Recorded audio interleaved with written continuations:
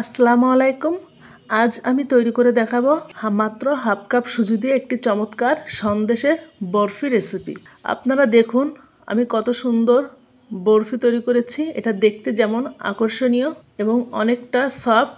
আমি একটা ভেঙে দেখাচ্ছি এবং খেতে অনেক মজা। তবে চলুন তৈরি করে নিই। শুরুতে আমি কড়াইয়ে এক টুকরা বাটার দিয়ে নিয়েছি। আপনারা চাইলে এখানে ঘিও দিতে পারেন।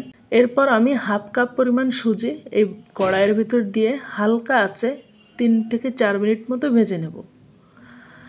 আমি এখানে প্রায় 1 চা চামচ পরিমাণ বাটার দিয়েছি। আমি সুজিটা খুব বেশি ভাজবো না, এর কালারটাও চেঞ্জ করব না। শুধুমাত্র সুজির কাঁচা গন্ধটা চলে যেয়ে যখন একটা সুন্দর সুঘ্রাণ বের হবে তখন আমি সুজি ভাজাটা বন্ধ করে দেব। আমি 3 মিনিট মতো সুজিটা ভেজে নিয়েছি। এখন আমি এর ভিতরে দিয়ে দিচ্ছি লিকুইড দুধ। আগে থেকে জাল করে ঠান্ডা করে নিয়েছি। আপনারা হাফ কাপ সুজির জন্য কমপক্ষে 1 কাপ দুধ দিবেন। আমি এখানে 1.5 কাপ দুধ দিয়েছি। আমি দুধের ভেতরে 2টা এলাচি দিয়ে জাল করে নিয়েছিলাম। আপনারা এই পর্যায়েও এলাচ দিয়ে নিতে পারেন। দুধটা দেওয়ার পর অনবরত এটা নেড়েচেড়ে মিশিয়ে নিতে হবে, না হলে সুজিতে দলাভাব থেকে যাবে। চুলার আঁচটা কিন্তু মিডিয়াম টু লো আছে। এখন আমি দিয়ে দিচ্ছি চিনি। আমি হাফ কাপ সুজির জন্য হাফ কাপ চিনি দিয়েছি। দেখুন মিশ্রণটা কত দ্রুত ঘন হয়ে যাচ্ছে। এখন আমি দিয়ে দিয়েছি স্বাদ মতো কিছুটা লবণ। আমি অনবরত নাড়তে থাকব এবং এই মিশ্রণটা আমি একটা ডোতে পরিণত করব, যাতে বরফি কাটা যায়।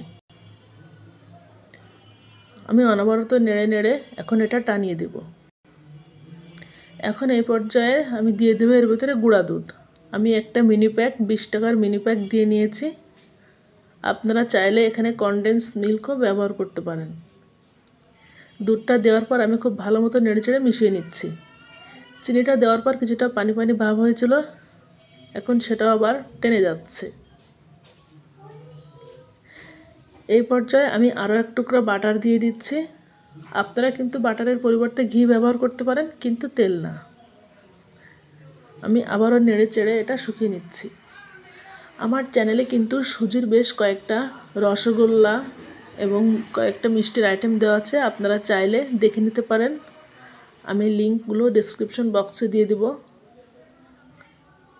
দেখুন আমার সন্দেশের মিশ্রণটা কতটা টাইট হয়ে এসেছে।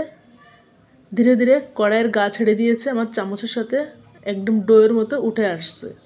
যখন এইরকম ঘনত্বে চলে আসবে মিশ্রণটা, তখন বুঝে নিতে হবে আমার এটা রেডি। এখন আমি এটা আর একটা পাত্রে ঢেলে নিচ্ছি। এখন এই সন্দেশের ডোটা আমি ঢেকে রেখে দেব কিছুটা ঠান্ডা হওয়া পর্যন্ত। ফিরে আসলাম কিছুক্ষণ পর।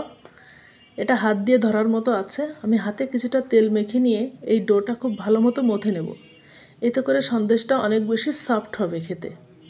আমি খুব ভালো মতো মথে মথে একটা সফট ডো তৈরি করে নিয়েছি। এখন এই ডোটা আমি কিছুটা লম্বা শেপ দিয়ে নেব। এইভাবে একটা লম্বা শেপ দিয়ে নেব, রোলের মতো। আমি রোলের মতো করে নিয়েছি। এখন আমি নিয়ে নিচ্ছি একটা পলিথিন ব্যাগ, পরিষ্কার করে ধুয়ে শুকিয়ে নিয়েছি। রোলটা এই পলিব্যাগের পরে দিয়ে নিয়েছি। দিয়ে এইভাবে আমি ফোল্ড করে দিচ্ছি। আপনারা ভিডিও খেয়াল করলেই বুঝবেন। আপনাদের কাছে যদি র্যাপিং পেপার বা ফয়েল পেপার থাকে, সেক্ষেত্রে এই রোলটা ওইটার উপরে নিতে পারেন। আমি এইভাবে কিছুটা রোল করে হালকা লম্বা করে নিচ্ছি। আমার রোলটা তৈরি করা হয়ে গিয়েছে। এখন এই পলিব্যাগ দিয়ে এটা এইভাবে মুড়িয়ে নিয়ে আমি এটা নর্মাল ফ্রিজে 20 মিনিটের মতো রেখে দেবো ঠান্ডা হওয়ার জন্য। ঠিক এইভাবে ফিরে আসছি 20 মিনিট পর। 20 মিনিট পর আমার সন্দেশটা অনেকটাই সেট হয়ে গিয়েছে। এখন আমি একটা ছুরির সাহায্যে এটা পিস পিস করে কেটে নেব। সাইডের বাড়তি অংশটুকু কেটে ফেলে দিলাম। এখন আমি এইভাবে পিস করে কেটে নেব। দেখুন কত সুন্দর পিস পিস করে কাটা হয়েছে এবং এর ভেতরের টেক্সচারটাও দেখুন। আমি সবগুলো পিস এভাবে কেটে নিয়েছি। ভিডিওটি ভালো লাগলে আপনারা বন্ধুদের সাথে এটা শেয়ার করবেন এবং চ্যানেলটি সাবস্ক্রাইব করে পাশে থাকবেন। বরফিগুলো সব কাটা হয়ে গিয়েছে। এখন কিছুটা বাদাম কুচি দিয়ে আমি ডেকোরেট করছি, এটা অপশনাল। এই সন্দেশটা কিন্তু খেতে অনেক মজার হয় এবং মেহমান আসলে তাদেরকেও নাস্তা হিসেবে দেওয়া যায়।